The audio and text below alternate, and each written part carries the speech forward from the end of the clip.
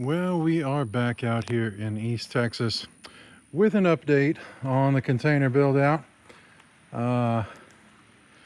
Quick side note, looks like we did have a tree get broken in one of the storms. So unfortunate. That was a decent looking oak tree. It's only got one more shoot left on it. I guess I can just cut that piece off, but managed to miss the container and no damage there, nothing to that window in the back. But we have made some progress. As you can see, some wires being draped through here. We are wired up. This is going to be our GFCI outlet there. Switch box for exterior light. Well, I guess you could call it exterior. Be like a porch light. And then we've got our 10-3. This will be going to a, I didn't realize I had so much extra up here. There will be a 30 amp, what is it, NEMA 30, I don't know, the 4-prong twist locks, generator plugs. One will go right over there. So it'll be off to the side of the door. And then there's our main light switch coming in. That'll be one of our lights and the other overhead floodlights. As you can tell, I drilled quite high in all of these studs, so I don't have to worry about nail plates. That's well over 2 inches deep in the stud. Same thing there with the 10-3. And then of course all of this is, everything's 12-2 other than the paint, which is 10-3. So we've got our different circuits set up. Got the generator, which is going over there. Got one labeled out because I don't exactly have a use for it yet, but I wanted to get it wired because of the spray foam. So these both come over. One shoots off that way for the generator, and then another one is right here. And I purchased today on the way out a 60 amp disconnect. That'll go somewhere out here, somewhere probably along this wall, a little bit lower because we are about 2 feet off the ground back there, so it might be somewhere around in here. And that'll go outside. That'll be later for potentially a window unit or maybe another generator outlet, whatever it may be. I wanted to make sure that I had ample wiring going out there for rather 240, which there won't be any 240 for quite a while until I get shore power. But until then, I've got enough that I could run a 7,000 watt generator or even a 240 mini split out there with no issues. So future proofing with that one. And so that goes there. We've got our light switch here. This is for the bedroom right there. I haven't exactly planned out where it's going to be, but it'll rather be here or it'll be on the other side of the stud. I do want it in this front area in front of where the bed is going to be. So the bed will be from this stud over, but I want my usable working area to be lit up. Bedside light. I did add this in since the last video. I was trying to decide if I wanted an outlet on this wall, but with this door being here, I did not want that to be, I knew I wasn't going to be setting anything over here, so I figured more than likely if this is going to be used for anything, it's going to be a fan or it's going to be for a blow-up mattress. So somebody could have a blow-up mattress right here and they would have a socket. Otherwise, not really much use of this first, let's just say 4 feet square. Doesn't really need power for anything. And I do have the one for the window unit right here. And this is on its own circuit. I figured it was worth just running its own line.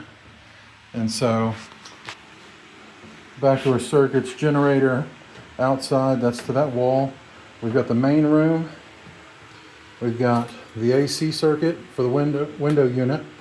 We've got our bedroom, which covers both of these.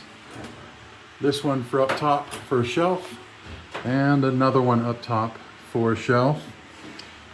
And we've got GFCI, ground fault interrupter. That's going to cover the one that is facing outside. Also the switch to the outside light. I'm looking with my eyes and not with the camera. There we go. That one there. Switch to the outdoor. Got to look through the lens instead of just staring at it. Anyway, so that about wraps that up. Yeah, main room, bedroom, AC, GFCI, and then our two main hot runs. So everything is wired to the place. Of course, I've got to put my outlets in, and then I still have to do my disconnect box for outside. If you have noticed, I don't have my wire protectors in, but I do have them. I actually just picked them up. We've got our wire protectors there, some 3/4, some 1 inch. And then also, the only thing I have left other than that disconnect on the other side is my DC. I will have a access to MC4 connectors for solar panels somewhere on this wall. I may just make it easy, short and sweet, and just pop through this wall, because the inside connection, I'll have a DC breaker switch here, and I will have more than likely a battery or my solar power bank right here in this area, so I'll be able to tap straight into that. I have thought about running to the back just because the sun is on this wall. I don't know, I'm overthinking it. More than likely right through here into just the standard bell box, and then we'll just put a basic cover over it, and there'll be two MC4 connectors, and that will get us outside for DC power. Other than that, I think we are up to date. I know people that are electricians or builders may see some things that are out of code. I don't have anything here. I could have thrown in a 2x4 to within 12 inches. You're supposed to have staples and all that good stuff. I'm not too worried about it, especially on this half wall. I'll be able to put this up. There's not going to be any insulation on this wall. I'll be able to sheathe one side, and then I'll be able to see all the wires, push it to the other side and sheathe this side or cover it. Otherwise, I did throw a couple staples up in a couple places just to appease some of my OCD. I did not put in any screw plates, and that is just because I don't need them. I know everybody probably says that, but I know where the wires are, and I know they're all at least 1.5 inches back, and with the 3/4 inch sheathing and 1 5/8 screws, I should not hit anything on here. And most of the wires ran, as you can tell here. I have ran them through the insulation up against the 2x, so we've at least got the depth of the 2x on anything that runs down the back. Now, back here, didn't really care about it. This is all going to get spray foam in, and that wire is just going to be back there. It is what it is on there, and then also back in there. It is what it is. So otherwise, everything else is wired. I went a little above and beyond and kind of labeled my line, my hots, and hot and low lines just to do it correctly. So But I think that's about it. Doesn't seem like a lot, but it does take some time. We did get this outside light, and then also I ended up putting up a standard box up here for the sconce, but I actually have a sconce. I'll show it here. It is going to be this, just a El Cheapo from Amazon. I don't think I have clearance with the roof, so it'll probably end up going sideways or something to that effect with one of those Edison style bulbs. I think that would work just fine on that little half wall, and that'll just basically be a